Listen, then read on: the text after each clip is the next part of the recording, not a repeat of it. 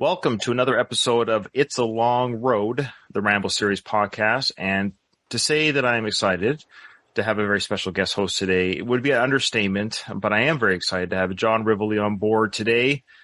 John, I don't want to give too much fanfare, not because you don't deserve it, but I want you to talk about who you are and what Sly and Rambo and all those things mean to you, and why would I be excited to have you on board? I'm excited, Ryan. I'm always excited to sit with you. Thanks. And by the way, I just got a text from John Hirschfeld who says for me to give you his best. Oh, wow. Thanks, Mr. Hirschfeld. It's very kind of you. Thank you, John. That's a nice way to start, isn't it? It's a wonderful. Thank you so much. Yeah. So who am I as it relates to Stallone world? So I'm the official Rocky artist for MGM and Sly. So I work closely with Sly on curating a collection of original paintings to fulfill my mission statement, which was to retell Rocky through art. So that's what I do as it relates to the Rocky world, which has expanded into Rambo, as you know. So I've been building that collection more and more, especially since I started working with Sly Stallone Shop. And they have action figures coming out soon. Oh, okay. Wow. Yeah, so their first one will be Rambo. That'll be their first action figure. And they commissioned me to do the artwork for the box and design the box. So I did a painting, the famous mugshot, right? Because It's so iconic. It's one of those iconic images. So I used that I painted for them, which they've used for the box artwork, which you guys will see at some point when they finally do release it. And they've since released it on T-shirts, that artwork and stuff. So the Rambo world has been growing for me, and I've started going back to re-examine those films, and especially First Blood, because that's my favorite one. It's like the original Rocky. Sure, to me. That's the real heart of it. So I guess that's kind of a nutshell who I am as it is in the Sly world.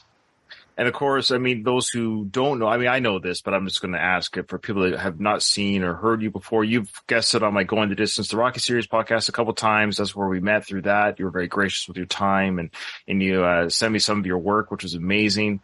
And I'm very excited for the Rambo pieces. I've seen some of what you've been doing. They look, well, of course, they look amazing. Now, you met Sly, of course, when you present. Do you want to talk about your meeting? You just had the anniversary, I believe, almost to the day of your meeting Sly.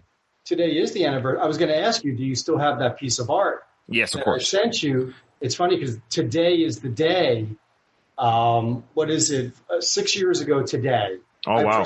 I presented that giant canvas to him out in California.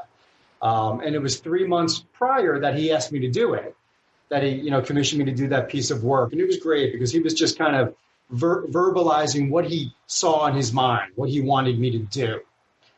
So I gathered all that information, flew back to New York. That was in LA. Flew back to New York, painted until I got it right, and then shipped it out to Beverly Hills, flew out there to meet it. And like I said, 6 years ago today, I was unveiling it to him. And it was a great day. I mean, sure. Sly is just so happy when there's art involved. Sure. And you can talk about art and look at it, because that's really who he is. He's an artist. He is an artist, and an amazing painter. Yes. So he was very happy that day to have that piece. And, he hung it in Cafe Roma, which it stayed there for many years. I remember when he hung it up on the wall. Sly, it's great to be Sly. He just walks into the restaurant and just takes art off the wall, just puts it around and just hangs the painting right in the middle of the restaurant. Love it. Sure. And he can do it. And then I remember he was looking at it, he goes, I need 2 more, one on each side. So I went back to New York, and that was my next mission. But that was really the birth of Icons in Art, which is my Rocky initiative, where I'm painting all these paintings to just reintroduce it, right, to fans in hopefully a fresh way, maybe bring in some new fans and just retell the story. But today was the birth of that. Today, 6 years ago today. That's crazy. Well, I'm very happy for you and your success. And of course, you're, the fanboy in you. I know you're very professional. I understand that. I mean, but look, meeting Sly's got to be pretty exciting. It's, you almost don't believe it. You're kind of, at some point, it's like the volume goes down. You don't hear anything that's being said. You're just kind of looking at the scene going, how did I get here? Like, how did this happen? And then the volume raises back up and you're in it. But it is really, it's surreal to use a cliche, but it really is. Like he walks up to you, he shakes your hand like, oh, here we go. Here it is. He's a real man in front of me and we're talking. That's crazy. And it wasn't the first time I met him. I had met him prior many times, but that was a special day because that was the first day that I really brought him a painting. Sure. Which he has now in his home down in Miami, I believe. He has that one. That's awesome. Now, did he talk to you about what he expects or wants or hopes for regarding the Rambo side of art? No, we haven't gotten deep into it. It's always been heavy on the Rocky stuff, but it's going to get there because I've been working on the Rambo stuff and diving really deep into what I want to do there. And in fact, yesterday, I think I mentioned this to you, but yesterday I finished a new Rambo piece, which I'm about to show to him. And I'm sure this is going to open a new world, a new dialogue between us as it relates to Rambo, because I've done something here that you wouldn't expect and is just, I really wanted to next level this thing. I just wanted to next level it. Wow. And I feel like I may have accomplished that. So I'm really excited to get into this with him. I wish I could see it. I gotta wait till the man sees it before I, I'll send it to you so that you can, if you want to edit it in, we can talk about it a little bit. I'll send it to him today so he'll get it. But then by the time this comes out, you'll be able to put it in if you want. Sure. Well, yeah. Listen, I go to, me, I don't go for the obvious, right? When I do Rocky, I don't do this stuff. Right. I'm going for those introspective, deeper moments, quieter moments with the character of what drives them and things. And, if you do that with Rambo, you have to go to the breakdown at the end of First Blood, because it really kind of tells you everything about that character, and even a larger message to the world about veterans. That's what made that scene so important. Remember, that was a long time ago now, and we didn't have a lot of these terms, and we didn't know a lot of stuff that we take for granted now, as far as conditions and the mental health part of everything. Yeah. And that really hit it hard. He came right out and put it right out there for you, because this is a character that is in agony in many ways. If Rocky is the American dream, then Rambo is the American nightmare. And that's really how I've ever heard it. I've never heard it put like that, I don't think.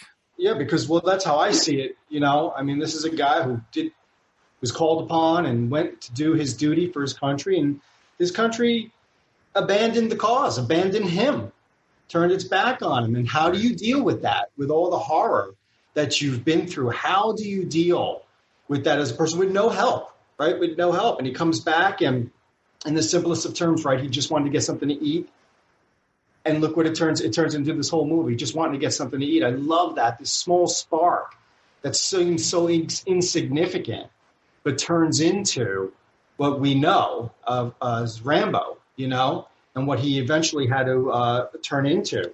And I just really wanted to try to capture and portray that guilt and isolation and the loss of self that character unveils in that moment. So there's a lot of deep, heavy stuff going on here, what I'm talking about, and that warrants some deep, heavy technique. This isn't some bright, light kind of a painting thing. So I really harken back to, I went to school in Italy. That's where I learned how to paint. And I studied the Renaissance masters. That's what I studied and absorbed everything I could. And this, to me, could fit right in to that time period to capture this moment. So I wanted to create a piece that could hang in the Uffizi in Florence that may have been done by an artist like Caravaggio, who's my favorite artist, who depicted, the greatest religious moments from the Bible, just so stark and eerily and striking, So I set out to do the same thing with that character, with John Rambo. When he says he can't get it out of his head, he relives it every day. And sometimes I don't talk to anybody for a day, a week, I can't get it out of my head. That really haunts me. I don't know about you, but that haunts me, what he said. Oh, it's a very, very, very haunting moment. And you see the pain expressed through the character Rambo, of course, acted brilliantly by Sly. That pain of the soldier represented by many soldiers going through this traumatic experience. Like, think about it. The shoebox story and everything. I mean, I can't wait to talk about that when we get to that part in the film. But the idea that just the blood and the guts and everything, it's just like our brains aren't designed to see this stuff. Like we're not meant to see bodies blown to pieces and your friends dying. Like we're not, like, that's not what our life should be. Like we're not, right. Yeah. Like I don't even know what the moral or the religious, or I don't even know what the word is, but just like the whole reason for existence shouldn't be to see the inside of our bodies. No. And that's why I refer to it as the American Nightmare. Yes. With that character, So I really, I set out to do some really striking stuff to heighten that, which I'll show you, you may even have it up when we do this, but, I've got Rambo in that agony and that outpouring pain, and I try to bring the viewer inside his mind of what he sees, and I have almost this crucifixion of him that he flashes back to early on in the film from Nam. If you remember when they're going to try to shave him and he flashes back, that's a crucifixion. Yep.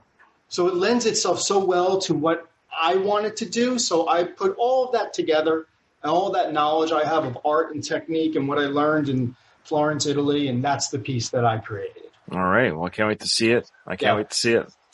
Okay. Well, what is your history with First Blood? When did you first see it? How old were you? Were you already a Stallone fan because of Rocky when you saw it? What's your history with that, John? Yeah, I was already a Stallone fan. I mean, I first saw Stallone in Lords of Flatbush on TV. That was the first thing I saw him in, because I was also a big Fonzie fan. There you go. So I actually watched it for Fonzie. I was like, hilarious. Fonzie's in this movie, And I saw Sly, and that's the character that really got me, with the pigeons, and he was the big, strong guy, and just I'll never forget him with the football helmets at the end there, just whirling around, knocking people out. It is a fun movie. We did it. We reviewed it on our channel. Check it out if you want to, those who are listening. We reviewed Lords of Flatbush, myself, Craig, and Doug, and it was a fun film. I'd never seen it before until I watched it for our podcast, to be honest with you, and it was a fun watch, yeah. Yeah, I mean, listen, we have that film to thank for Rocky, because that's why we got Rocky. It was because of Lords of Flatbush. Now, didn't the producers want the other guy that starred in it?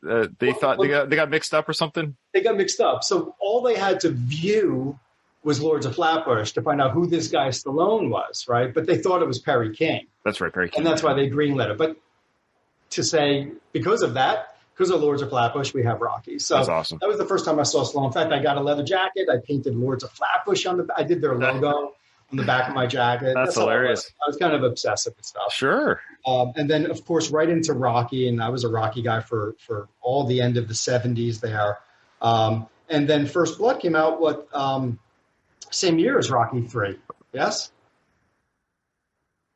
82? Yes, 82 was Rocky 3 and First Blood. And First Blood, yeah. So I was already a big Rocky guy, and that's when I saw First Blood, was in 82. That's when I saw it. I don't want to ask how old you were, but if you don't mind sharing, you can, how old were you? Because First Blood's a violent film. I mean, it's hard. It's not violent as far as it is violent, but it's not a gory violence. It's just dark and it's brutal. We talked about it on this podcast, the scene, of course, when the police officers were taken out by Rambo with the sticks and stuff that he made. It plays like a horror film. Like if you were to watch that segment just by itself, and if you were to tell like an alien from outer space who came down and saw this film and only showed him that part, you could sell that part as a horror film. These poor police officers were getting attacked by some deranged psycho out there, just like they thought this guy was. It plays like a horror film when those cops get maimed and stuff. Yeah, he was taking them out one by one, just like in a horror film. One by one he takes them out. I was 14. Okay. I was 14, so I'm not definitely, baby. Yeah. I'm young, but I'm not a baby. No, you're not a baby at all. You're only a little bit older than me. I was when I first saw it on VHS, I think I probably was 8 or 9. Okay. So not quite a 10-year-old, but pretty young. I mean, I saw Terminator, the first one, at about the same age, but I remember thinking even back then, like, well, this film's brutal. Wow, I can't believe this is Rocky doing it, because I knew Rocky as well, or Stallone as Rocky, and so to see him as this tough and not scary, but just dark and moody and character, it was very discombobulating as a young viewer back then to understand that actors could play different roles, of course, Yeah. Yep. All right. So, so First Blood, you were the perfect age, 14. That's a great age. And what are your overall thoughts on Sly's performance in First Blood? I thought his performance was, fantastic. Certainly in his top 5 performances, probably top 3, because I've made posts about this, but Sly's face, his facial expressions are so powerful. He's a true actor because he can act and relay a message without saying anything. No words needed with Sly. Very few actors can do that, but he has this beautifully expressive face, and especially his eyes. His eyes really do tell the story, and I've talked about this in the Rocky series, and I think in Rambo, like when he's being arrested, and having the fingerprint, all that stuff, and he's just got this droopy look, like he's there, but he's not. He's just kind of going through it, and it's all just happening, and he's letting it happen. He's just kind of out of it, but he's just his body and his face tell you all that. So I thought he just was, until he explodes, right? Which we all would do. We all would explode at some point during that. Like, enough is enough. They literally treat him like an animal. They hose him down like he's some kind of an animal, right? I mean, what they do to this poor man is horrendous. Yeah. And he sits there and takes it. But I think his performance is fantastic, culminating in what I was saying earlier, that final scene, the breakdown, which is one of his best. I've watched that scene over and over, and all filmmakers who I speak to love that scene. They watch it all the time. Did you has Sly ever? I know you've spoken to Sly quite a few times actually. I'm not telling you to ask him any questions on my behalf. You can make this your question, but does the 3-hour cut exist anywhere, and will we ever see it? Do you know anything about this? Why is he so set against us never seeing this? Like, what was in that 3-hour cut that was terrible, I wonder? Well, one, I don't know, to answer the first question. And 2, you got to remember, Hollywood is a very convoluted business and industry. And you think it's just Sly doing this. Probably not. Probably not. There are so many players involved, and there's so many partial owners of all this stuff. To get everybody on the same page to want to do something is a miracle. It's a miracle to pull off, and that's why almost nothing gets done, because you just can't get everybody to agree to it. Okay. And everybody just pins it on the star. Oh, it's Stallone. Well, I heard that, but I heard Sly say something in an interview or something that he wanted to burn the film. He hated it so much. Now, I know he tends to hyperbole a little bit. He's a storyteller, right? That's what. But I wonder what it was that he hated about his performance. That I wonder if he feels the same way now. Maybe. Yeah, I wonder, because he's gotten very introspective recently and reflective. Yeah. On his work. And I would be curious to know if he felt the same, because I tend to think he probably would. It's a good performance. Could you? I don't know if it's his performance that set him off. Maybe it's something else. Right. Who knows? Boy, I know everyone asks about Rocky, but I think there's a lot of Rambo behind the scenes and questions that, quite frankly, I'm hoping get asked to him one day. Like, there's some real Rambo stuff I think people want to know. I know he didn't create the character, but boy, he catapulted the character and made it his own on film, like no one else ever could have. So in many ways, he owns that character as far as it is portrayed on film and what it's done in the psyche of pulp culture. You know, it's almost like people are almost convinced he created it. They forget that it was a novel, you know. Right. Exactly. Yeah. But that's one of the things he does best is create these pop icons, these cultural icons. And that's really what they become part of the popular culture. You know, Rambo. I mean, how many references can you call, you know, for Rambo? The guy went Rambo. That guy, yeah. It's a pulp culture. Call in Rambo, you know. I mean, that's what he does. Right. Are you ready to get into the film a little bit? Sure.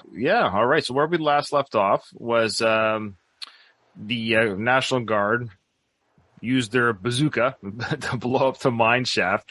I will say that was probably the most in a film that's pretty dark and brutal and serious. That's kind of a goofy 80s moment, don't you? I think that is, I don't know what it is about that part, but I would say it's the weakest part of the film. And I know that it's comedic effect, but it's almost too slapsticky. It was my opinion on that scene. What are your thoughts on that bazooka scene? Yeah, well, I think they want to show how unsophisticated, how backwoods this community is. You know, I mean, they barely know how to fire this thing. They do it, and then they're celebrating, taking photos. You know, it's pathetic.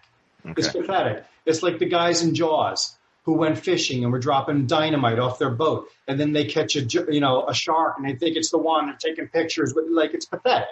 You know, it's like this little accomplishment, you know, in this smaller, even smaller town where they think they've done something. You've done nothing.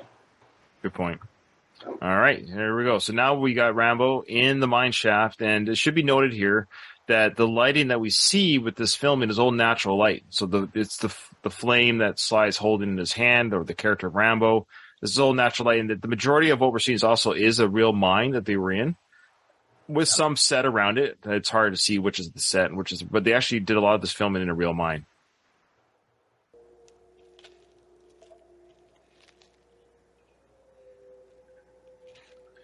So I love that little moment there, of course, where the flame gets close to Sly's hand. He said he really felt that was, it's hot, and he had to let it go. Yeah.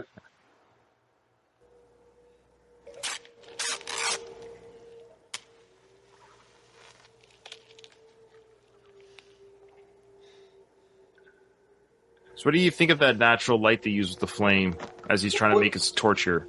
Well, it's interesting because you couldn't have picked a better segment to watch with me, because this is my favorite technique of all techniques ever in art. And it's what I try to do in my art all the time. It's a technique from the Renaissance called chiaroscuro, which is severe lights and severe darks. And that's how you tell a dramatic story in a fast amount of time, through the use of stark lighting. I love it. It's what I just described to you, what I use in this new Rambo piece I did. So how do I feel? I think it's fantastic. I love it. I mean, it creates the most amazing effects. I mean, I could paint that whole thing you just showed me there with him with that fire. I mean, think about that. Think about this black canvas and then just him with that flame small off to the 1/3 of it, you know? Beautiful. I love it. Great. Well, this is very fortuitous. You were on for that, for the sequence of him in the mine. So yeah. Awesome. Okay. So now we're getting to the scene of, Teasel and Troutman. They're talking, of course, about the after effects of what just happened here. And before we get to the scene, do you want to share your thoughts on the acting prowess of Dennehy and Richard Crenna in this film? Well, Dennehy was so good in so many things. You know, Dennehy. I mean, he has such a larger than life stature. He was such a big man. You know, so when he comes on, look at that scene right there. Look at how much of the screen he's taking up. Yeah. Compared to everybody else. Which was so great to put him next to Rambo, because he's so big and domineering, and it's just this large, he almost represents this large movement that was happening back then against the Vietnam vets. And he is so large and just kind of creating an eclipse over these poor guys. And he really, it's beautiful. I mean, look at that. It's just visually, it's great. And what about Richard Crenna and his acting in this film? Yeah, I loved Richard. Richard Crenna was a great actor, kind of character actor, but I think he was a child actor first. Oh, was he?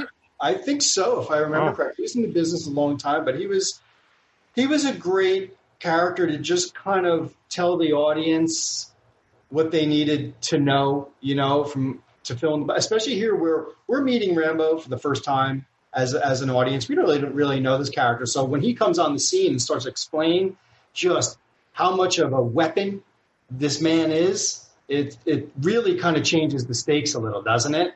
Yeah. And he says, I hope you brought enough body bags and stuff like that. We're learning. I mean, repeat viewings, of course, the sequels. We almost take for granted the Rambo character. But yeah, if you're watching this for the first time back in '82, you don't know what this guy's. You don't know what this guy is. What is his deal? Is he just a hippie or what is the deal? And he's he tells us without being too, pathetic about it, but he tells us what we need to know. And just, like I said, it changes it. So I think here they're going to discuss, of course, what's just happened and maybe what state Rambo might be in, dead or alive. Yeah. Buried in a hole by a bunch of goddamn weekend warriors. Thought you said he was the best you ever trained. However he may have ended up, there was a time when he was very special. Special my ass. He was just another drifter that broke the law. Vagrancy, wasn't it? That's going to look real good on his gravestone at Arlington. Here lies John Rambo, winner of the Congressional Medal of Honor. Survivor of countless incursions behind enemy lines. Killed for vagrancy in Jerkwater, USA. I love that. Jerkwater, USA.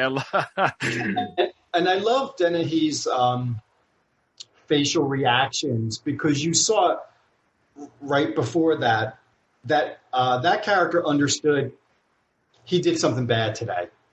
He picked the wrong guy, and he took this this got so big so fast, and if he could go back, I'm sure he would take him to the diner and buy him breakfast. Like, he knows this was a huge F up.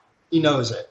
I totally agree. And I love how there's a part of the Teasel character here where he's still like, here in theory is a dead soldier. Somebody fought for country, and they're both soldiermen. He fought in the Korean War, and he's just like, oh, I thought he was your best there, Troutman. He's almost like he's throwing this supposedly dead soldier, more under the bus by saying, oh, I thought he was so great, but he was taken out by my National Guard men. But like, he just can't let this go. He just will give Rambo zero respect. Yeah, because he's too deep in it. You know how it is. Once you go a little too far, you pass that point of safe return, he's gone too far. And that's what that facial expression was saying before. He went too far with this whole thing. And even Troutman's saying, well, isn't that great that you should be so proud. Well done. Well done. After everything he's done for this country, he was killed here in Jerkwater, USA for vagrancy. Vagrancy, yeah. Mm-hmm. And then, of course, here's Teasel's response to this. Now, don't give me any of that crap, Troutman. You think Rambo was the only guy who had a tough time in Vietnam? He killed a police officer, for Christ's sake. You're goddamn lucky he didn't kill all of you. I love that. It just totally disregards it. Like, warranted, and you're lucky he didn't get all of you. Yeah, you're lucky it was just one of you. And now we cut to Rambo. Great back and forth here between Rambo escaping the mine and the people outside the mine talking about his state, or they think he's dead. I don't think, of course, Troutman quite thinks he's dead yet without a body. This flame that Sly or Rambo, whoever, has going on his knife is getting quite big. I would be a little bit nervous if I was Sly. There's no real safety here between him and the flame. I know, and again, look, a good filmmaker, your goal is to create every shot that could be hung on your wall. It's that beautiful. It's a piece of art. Look at this shot for a moment. Look at all that's right with this image here. It is absolutely gorgeous. Everything about it. Look at the sepia tone. Look at the composition. Just follow Rambo up in that diagonal. Take his arm down to the middle of the frame, and then take that piece of wood out the other way. Just lead your eye right through the frame. Beautiful. And the fire right in the middle of it. I can't tell you how freaking gorgeous this is. It's okay. You can curse, but I feel the need there, John. I'm going to stop myself, but damn, I just am so excited over stuff like this. It's awesome. I love it. I love that you're here for this. beautiful. That was I'm very lucky we just stopped on that image. Yeah, that's very nice. I love that natural light from the flame. It's awesome. Yeah.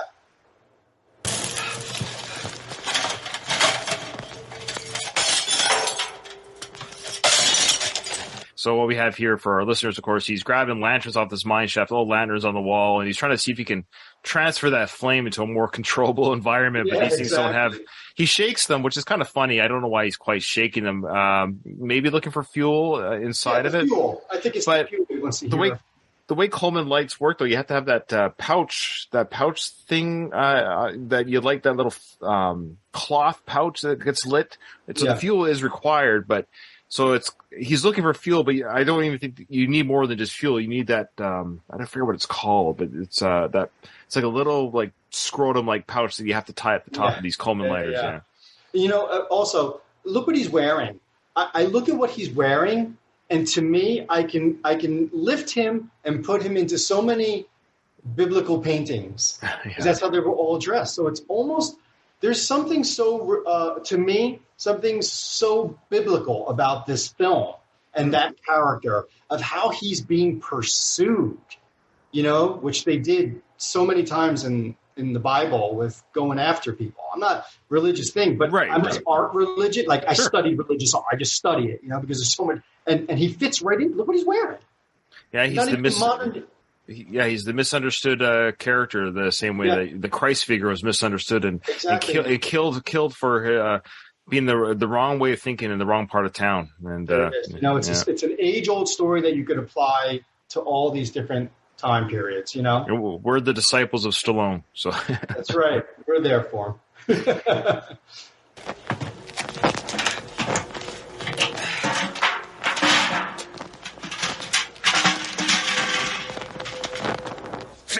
Character. He comes waltzing in here full of all kinds of good advice on how we should let the goddamn maniac go loose so he can save our own asses. Well, we saved our asses, Colonel, and we didn't let him go loose. The best man lost, and he doesn't like it. Oh, man, Denny, he's so good. It's every line that he delivers, the way he delivers it, even though we're not on his side as a character, Dennehy's performance is just... everything he says, the way he clips the lines, the way he's expositioning here, like he's throwing this weird tantrum. It's like, aren't you happy that Rambo's dead? But he's kind of not. No, he's like so conflicted over this day. I'm telling you. And this is just, you know how it is when you're just trying to cover your ass, right? You're saying all this shit to cover what you've done. That's where this character is right now. You know, he's just trying to cover up for all this and make himself feel better for what's just happened today. You know, it's just a few hours ago that this guy was just looking for something to eat, and in his mind, he just got blown up in a cave or whatever. You know, and he knows deep down. He knows it's not right. He knows. He knows it. He's a veteran too. He knows. The way he tears Trauma apart here, as seemingly as he thinks, but Trauma just stands there like, okay, blow your lid, let it out, whatever. I've heard worse. Yep.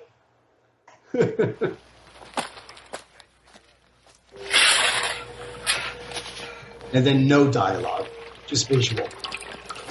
So now so back to Rambo in the mine. Right. So it looks like he's found some sort of fuel, and is that like turpentine or gasoline in this canister? Because he smells it and soaks a rag in it. Then is that what we're led to believe? It's a fuel source? Yeah, it's one of those things, exactly. Okay.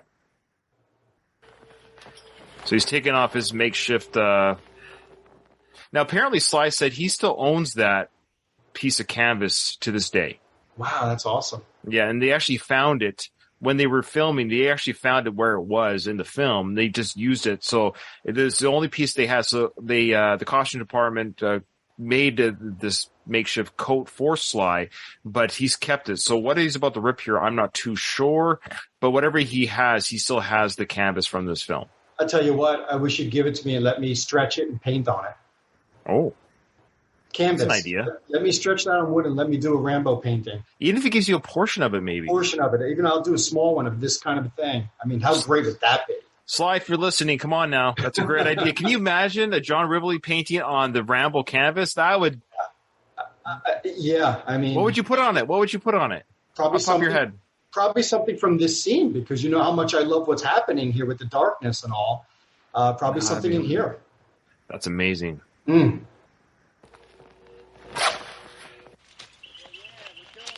Now we're back to the forest scene. Troutman's looking over the damage, and he's thinking, I don't know. He survived worse than this. Yeah.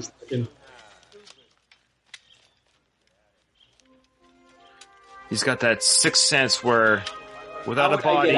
How would I get out of here, he's saying. You know? And he knows Rambo knows how to get out. Yeah. He knows. That's why he looked up. Yeah. It goes up. It goes up. He knows there's a way out. So now Rambo's taking off his makeshift canvas. He's using it for fuel for his torch. I believe it's his knife he's using still, is it not, to hold the torch? Mm-hmm. Or does he have a torch now, I think? Yeah, it's too big for the knife. Yeah. Yeah. This must be a set here. This must be the set part here. Because they said they use the shaft, the real shaft, my shaft, and part set. But this is the way the water's dripping down, the way he kind of walks around the corner. Yeah, it's too controlled, yeah.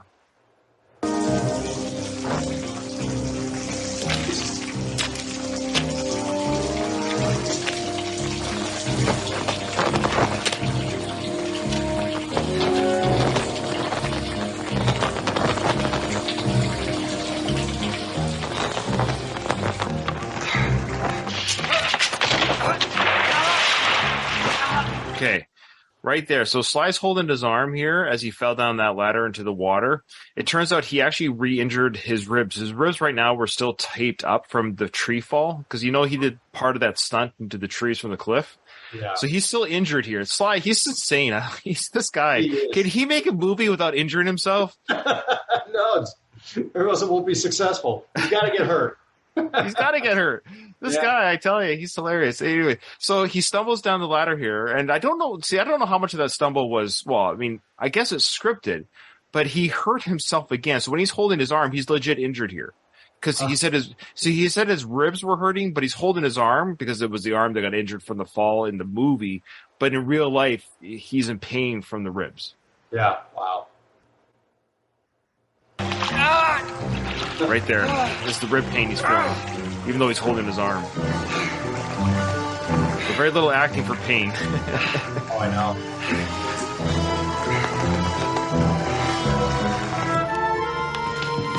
Now we just cut to the police station. People forget this movie takes place over the Christmas holidays. Another Christmas movie. It is. It's better than Die Hard. I'm telling you right now. Rocky, Die Hard, and Rambo. Christmas movie. And Lethal Weapon. And Lethal Weapon, that's right. Yeah, those are some good Christmas movies. Put those on Christmas. Those are men Christmas movies right there. That's right. Are we allowed to say that, John? Are we allowed to say that? Oh boy, I don't know if we can say men. I am. I mean, okay. I'm at that age where we don't care. I agree. We don't give a shit. So we're at the police station. Yeah, I agree. We're at the police station right now, and I think we're going to see Teasel come back from his long day. I think. Yep. Yeah. How you doing, Will? Oh, my call. So he's looking pretty defeated and sad almost. Yep. It's not a day to be proud. There's nothing to be proud of today. This was a day that got away from him. This was a bad one. Yeah, we talked about in earlier episodes that he lost control of his own crew as well. It wasn't just that this was all handled poorly, but it was handled poorly under his watch. Yeah. That the abuse that Rambo actually took place, the abuse that took place with Rambo in the police station, if you remember, Will was never around it. Now we can argue, did he know about it? I don't know if he did. I think if he was truly aware of the hose spraying and all that stuff, I think he would have stopped it. I just think Galt went too far, and I don't think Will just deals with that because he's the sheriff, right? He doesn't deal with the processing part of things. So he's just upstairs not knowing this abuse is going on.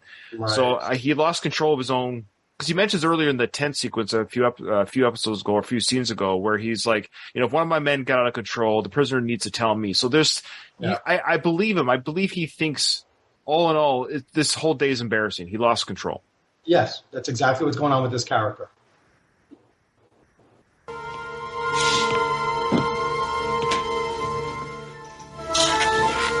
See the stars behind him? Yeah, that's a good sequence there. Yeah, he's got his own personal medals from his time in the Korean War. Yeah, I don't know what those are. I'll have to put those on Reddit. I use Reddit all the time, but I can put those on Reddit, and I bet you people will tell me what those medals were for, because I don't know what they were for, unless you know.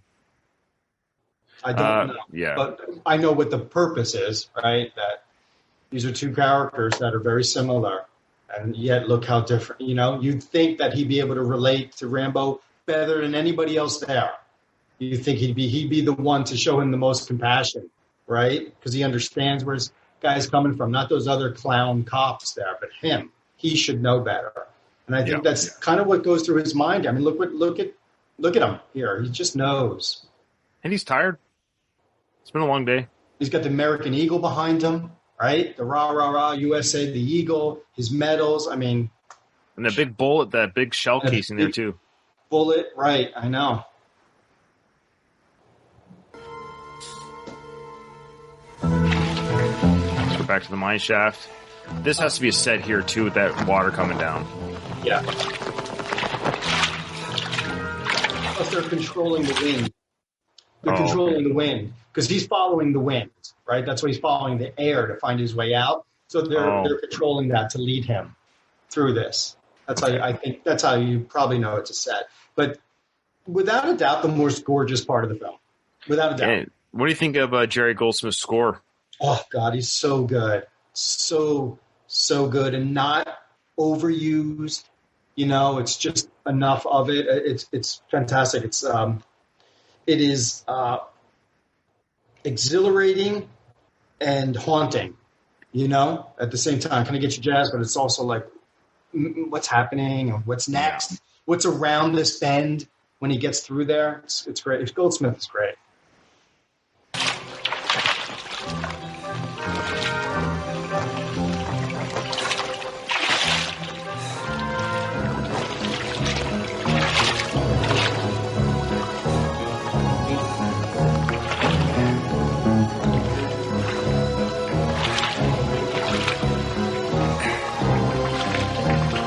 That's a great shot there of Sly, or the Rambo character, gets lower, get more claustrophobic, and he's starting to shrink closer to the water, but he has to keep that flame above the water, else he doesn't have light anymore.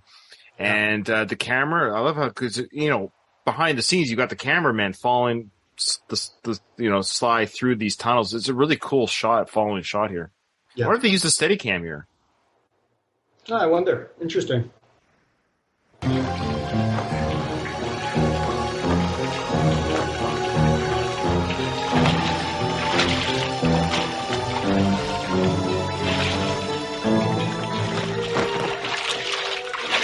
All right, so we're getting to the part now where here it comes. Ugh, I don't know if Sly got paid enough even here to do this part, because he was truly covered in rats, and he said that he actually legit got bit by these rats. Oh God, so it's incredible that he did this. Yeah, so here let's see. Watch. These are not CGI rats. Yeah, these are real animals on his backside. This is long before CGI, kids. Sly did say that he would not take this role today. This is a young man's game, he said. Yeah. Oh, yeah. Well, he was a young man. But I couldn't do this as like Reiner Balk if I was an actor. Having these rats on your back. Look, they're on his back. Oh.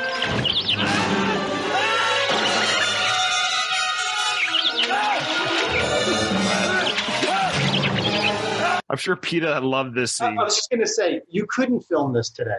PETA would never allow this to be filmed. Just he's grabbing him and throwing him. It never happened. Never happened. I love it. I love it. Look at the color palette, by the way, Ryan. It's a pure sepia tone what does palette.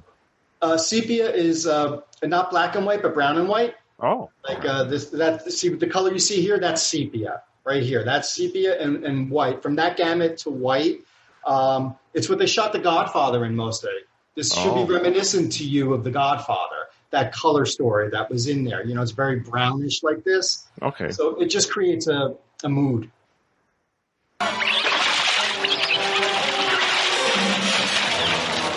Look at them all hopping around. So gross.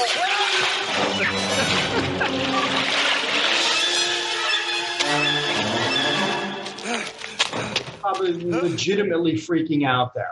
Oh, yeah. All real. Like, whoa, get him off, One take. I'm sorry. I'd be like, one take, guys. Get this shot.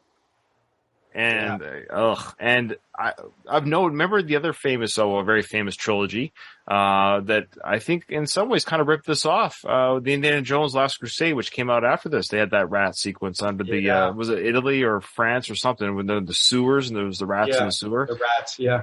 So I mean, very effective there too. But here, I think, of course, is better done and original. It was the first of the big films to do it. Seen it, yeah.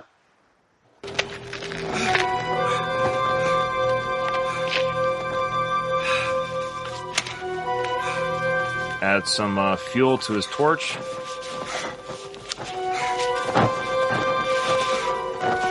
No stunt double. No. Sticking his hands right in that fire. That Sly's nuts. He's just... He'll do anything. One of a kind. See the way this is shot? It's almost like he's coming out of the belly of the beast. Ooh, I like that. See that? That's I like that. That's what it's like to me. He's been traveling through this monster to get out. We'll watch this bar scene. Just for the record, what we'll do is we'll start when he emerges from the mine and makes that. That's what we'll. Yeah. We'll stop. Yeah. It's a good natural place to stop. Colonel.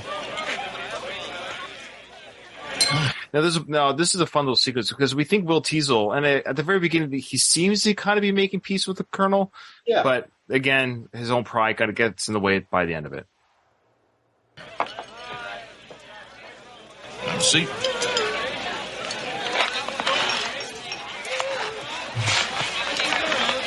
Oh, miss, would you do this again, please? Hi, Sheriff. And from my friend. Hey, give me the shooter. Wild turn. Look, if I was out of line before, I just want to apologize. None of that makes much difference now, does it? No, I guess not. I suppose... I don't know, I just feel... Like you were cheated out of your chance. I wanted to kill that kid. I wanted to kill him so bad I could taste it. So there's the admission. There it is. And I think he's haunted by that. Like, why? Why did I want to kill this kid so badly, you know?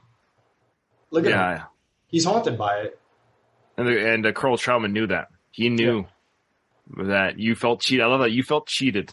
Yeah. You were mad that you were mad the National Guard did it. You wanted to bring him in with your bare hands or even take that kill shot. Yeah. Doesn't sit well with that badge. And he calls him out on it. You know, having those feelings doesn't sit well with being the lawman, does it? Oh yeah. It can get confusing sometimes. In Vietnam, you can bet that Rambo and I got pretty confused. We had orders. When in doubt, kill. What the hell? You're a civilian. I mean, you can go home to your wife and your house and your little flower garden. You're under no pressure to figure all this out. Yeah, what about you, Colonel? What did you figure out from all of this, huh? I mean, what would you have done with him if he came in? Would you wrap your arms around him, give him a big sloppy kiss? I love that. I love that. Would you wrap your arms around him, give him a big sloppy kiss? Again, Dennehy, the way he delivers that. And he's still just trying to justify the character. He's just desperately trying to get justification for what happened today. That's all he's doing here. Would you have blown his brains out? Now, that's an interesting piece of dialogue there. Yeah, and he doesn't mean it. Look away. He looks away like that with that look on his face, you know? Because I'm sure you read the book. I don't want to call you out. Have you read the book by? I have not. Okay. I have not. Do you mind if I give you a spoiler that most of our listeners know? Please. Yeah, no. So it says, would you blown his brains out? Well, the character Trautman blows out Rambo's brains in the book. So it's an interesting nod to the book. What would you have done? Give him a big sloppy kiss, or would you have blown his brains out? So in the book, yes, it's exactly what Trautman does. He kills Rambo because Rambo needs to be put down in the book. That's foreshadowing. Yeah.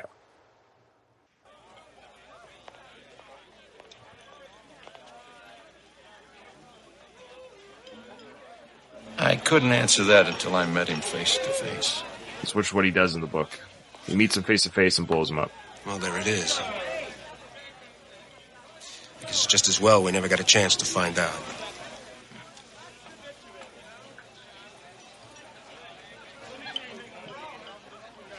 And Trauma's like, I got a feeling I'm going to see him again. Yeah.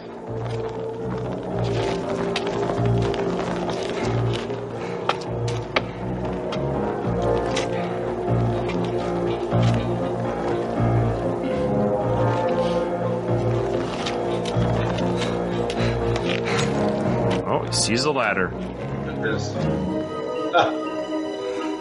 Did the color palette change? Now look at him almost climbing up. It's almost like he's ascending to heaven. Look at his face here of like... Absolutely. You're right in line with me now with what I was saying and how he's coming. Is this in the book, this sequence? There's a mine shaft sequence in the book, yes. Because it's almost as if it's a transitional moment for the character. He's making this journey from one part of the film to the next part, the next segment of what's ahead of him. He's like passing through something. That's what this whole segment feels to me. Well, yeah, if you want to take that allegory of religion and the Jesus character, so what's happened here is the soldiers, the Roman soldiers, thought they killed Jesus. Right. And they buried him in the tomb. That's the tomb was closed, but there was no body was seen. That's right. And then he ascends and he comes out of this resurrected and more powerful than ever before, which for him is just, unlike Jesus, he goes and destroys the town. Right. That's the whole point. His mission's now fulfilled. He's now realized, this is who I am. I am not a traveling minister. I'm a angel of destruction. You know, you want me to reemerge as who you think I am? Well, you've killed the wrong guy, you know? Right. Yeah. Beautifully said, Brian. Beautifully stated. That is exactly what this feels like. Beautiful.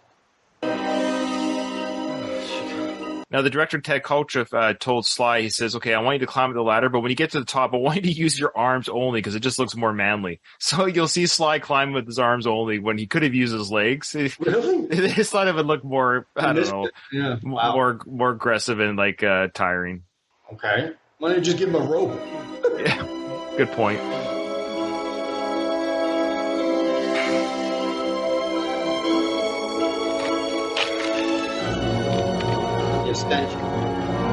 Yeah, just those first initial steps there. He's using his arms only. See? Right there, hanging. It's just more, right there. There's no need for him not to use his legs.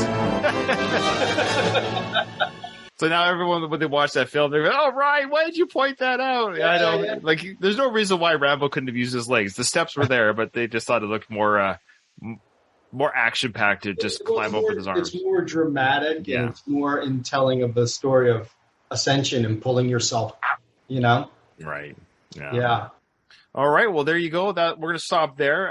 That's a natural place to stop because, of course, the next sequence for the next guest host will be the sequence of him taking over the trucks and that big, sequence going into town, and Teasel finds out that Rambo is not dead. It's quite really it's going to be balls to the wall action. But I'm glad you were here for this. It wasn't action packed at all for you, but this is but it's right in my wheelhouse. It's right where I want to live in this. I'm so glad I don't have the next one. That won't mean as much to me. This means so much. This, and I envy whoever gets the last scene. I don't know who it is yet. I don't know who. I've got a couple of guests lined up. They better prepare for that because there is so much to be said for that moment. And I hope it all comes out, because that is quite a scene. I'm not too sure who it is. I got to look at the calendar. I do. The Round 14 podcast guys, they're coming on soon, and and of course Derek Wayne Johnson's coming on soon. So you get him. He'd be great for that last. Yeah, one. I know, but I don't think it's going to be him though, just because of where we'll be in the film. But I've been scheduling the guest hosts and just naturally just kind of there's no predetermination of where those people they agree to come on the show and wherever part of the film they're going to be on. They're happy to talk about, but it worked out very well for you today. Yeah, I'm going to send you. While we're talking, why don't I send you the painting? Oh, for sure. Right?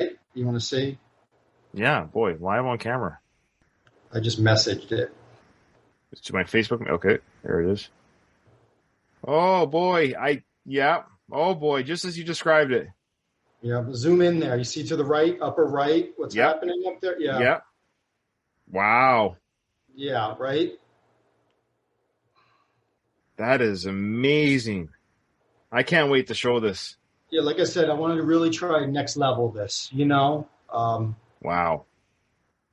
Well, Sly's going to love it. No, he hasn't seen it. No, not yet. I'm going to send it to him later. He's going to love it. There's just no way he's not going to. Boy, that's just like the part you're describing. It's just as you. Boy, that's amazing. Thank you. And what did you use for that? What did you use so people can? So they'll probably see it now while we're talking about everything that I could find. Well, graphite first. I drew everything, and I really drew it like, if you were to like zoom in on his face, you could see all the graphite there. I left it there, and I made sure I used a translucent paint over top so that all that dirty rubbing of graphite kind of stays. So it's mostly acrylic paint. And I use some oils too for the crucifixion area because that's the best way to achieve that. And then, it's so much black, but there's every color in the world is in that black. That's not black paint. I don't use black paint. Oh. I make it with everything, whatever. If I want it cool, if I want it warm, I build up to that. So when you see it in, close up, there's a lot going on there. Wow. Okay. Well, I wish I could be there when Sly sees it for the first time, but I know he'll love it. There's just no way he won't. So that's amazing. That is absolutely amazing, and that'll be available, I guess, eventually in the store. Eventually, yeah. Mm-hmm. Okay. All right. Well, people haven't already, check out John's work on Icons and Art. Of course, those links will be provided with the video, the audio of all this. That will be provided as per normal, and our Facebook page will have that as well. All right, John, thank you so much for coming on this episode. It's been an absolute pleasure having you here, but unfortunately, I have to say the episode is over. What did you say? The episode is over. Nothing is over. Nothing is over. You just don't turn it off.